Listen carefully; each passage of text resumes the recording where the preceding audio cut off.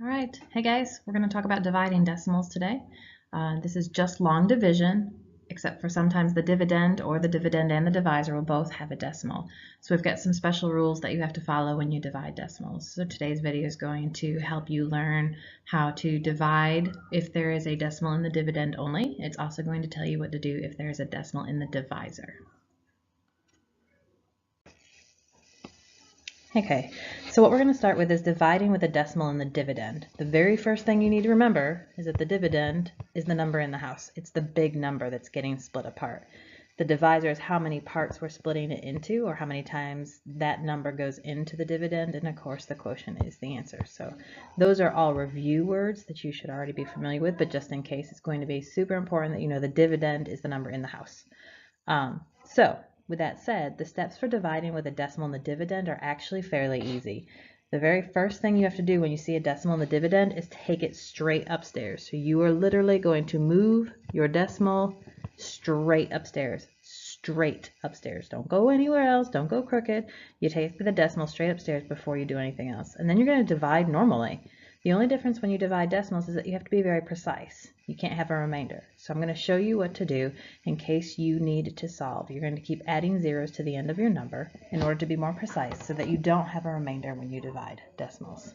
Let's do a couple of examples. All right, this first one, 315 and 9/10 divided by 13. We know first number goes in the house. It's the dividend, so 315 and 9/10 in the house divided by 13. I'm going to stop right here and remind you of that secret we don't tell our ELA or reading teachers. Handwriting is more important in math than it is in writing. If you have sloppy handwriting when you're doing these types of problems, it's going to get you into trouble because you're not going to be able to read the digits, or the digits might not be lined up. So make sure you're using super neat handwriting when you work out these problems. All right. So the very first step we have to do is we're going to take that decimal straight upstairs. That's it. First step. That's it. You got to just bring the decimal upstairs, and then we're going to divide normally. So I'm going to ask myself, how many times can 13 go into 3? It can't. I'm going to put a 0. You could also put an X, and I'm going to keep going. How many times can 13 go into 31? I'm not great at my 13 facts, so what I'm going to do is a little cheese dip off to the side here. I'm going to guess it goes in twice. So 13 times 2, 3 times 2 is 6, 26. That's definitely as close as I can get. So 13 goes into 31 2 times. What is 2 times 13? It's 26. My next step is to subtract. Can't do that, so I have to borrow. 11 minus 6 is 5, and 2 minus 2 is nothing. And then I'm going to bring down my 5. And I'm going to start over, same as I normally would. How many times can 13 go into 55? I don't know my 13 facts, so I'm going to think to myself, well, maybe it goes in 4 times. Do a little cheese dip over here. 13 times 4. 3 times 4 is 12. Carry my 1. 52. Perfect. Well, near as perfect as I can get. So I'm going to say that 13 goes into 55 4 times. 4 times 13 is 52, using my cheese dip over there. I subtract. 5 minus 2 is 3. 5 minus nothing, or 5 minus 5 is nothing. I'm going to ignore that decimal. I've already taken care of it. So I'm just going to bring down my 9. How many times can 13 go into 39? It's probably going to be in between these. I'm going to do a little bit of cheese dip on the side because I don't know my 13 facts. 3 times 3 is 9. 3 times 1 is 3. Perfect. I love perfect answers. I'm going to put that 3 right on top. What is 3 times 13? It's 39. I subtract and get 0. I have nothing left to bring down, and I have no remainder, so I am done. That is a very precise answer. 24 and 3/10 is my quotient. That decimal went straight upstairs. All right, let's try another example here. I've got 63 and 2/10 divided by 20. First number goes in the house. 63 2/10 in the house divided by 20, which is my divisor.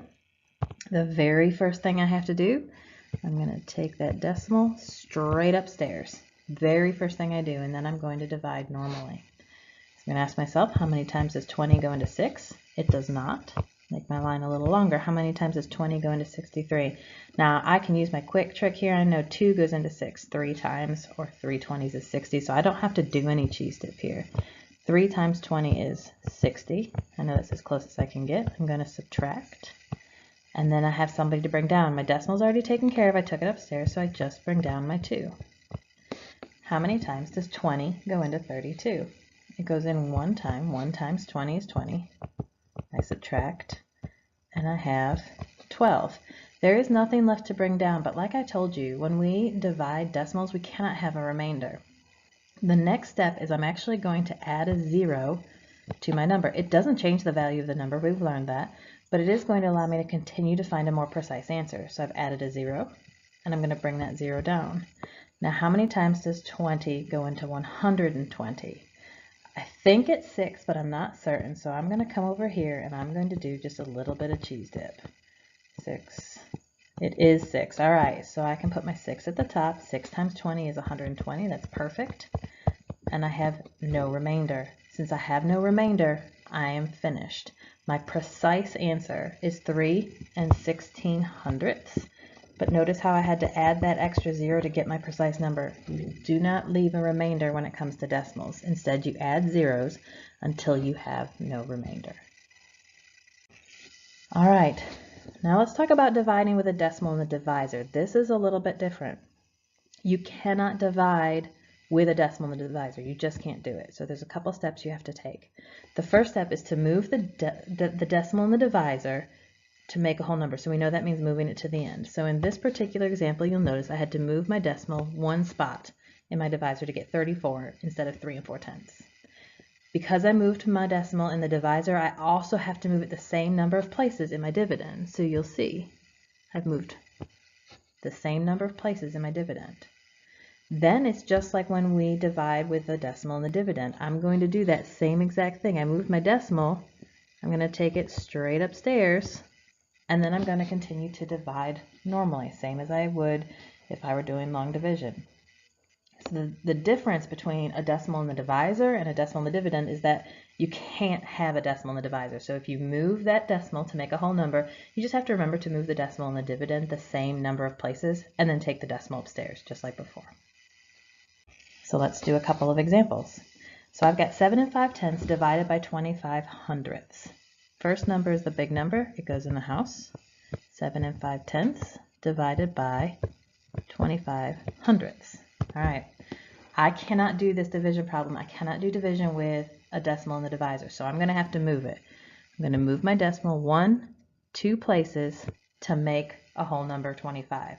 Because I moved it 2 places in the divisor, I have to move it 2 places in the the dividend. What do I do with empty spaces?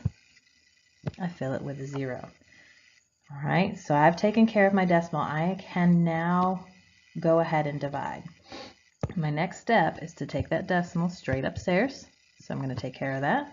And then I'm going to divide. How many times can 25 go into 7? It can't.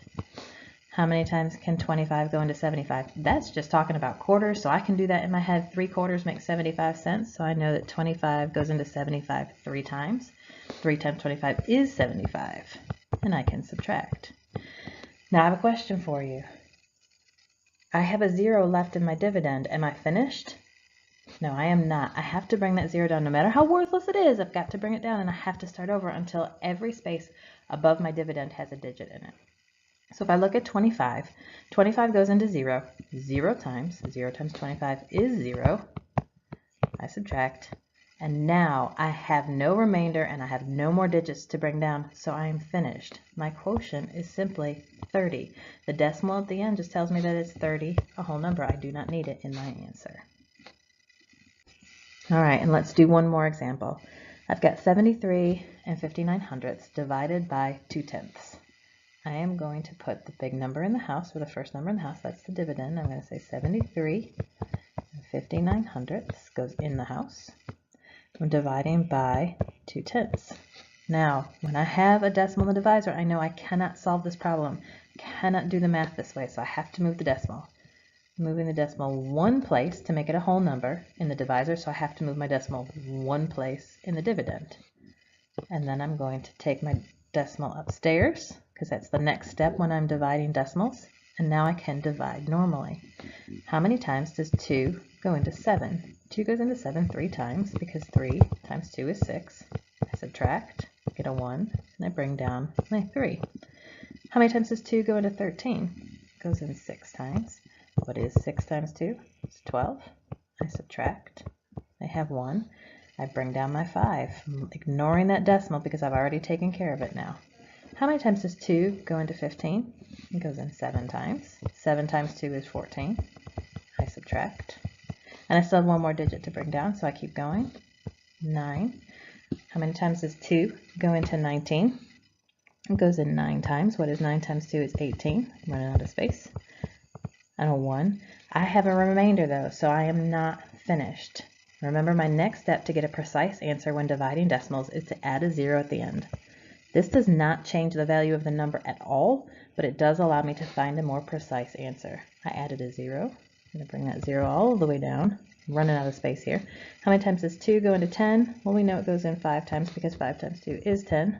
I subtract, and I get 0. I have no remainder now. I have a precise answer, so I am finished. So my quotient is 367 and 95 hundredths. It's not altogether different from regular long division. You just have to remember those new decimal rules about taking the decimal straight upstairs when it's in the dividend, and the fact that you cannot do division with a decimal in the divisor. But the way you fix that is to move your decimal to make it a whole number and move your decimal in your dividend the same amount of times. I hope you found this helpful.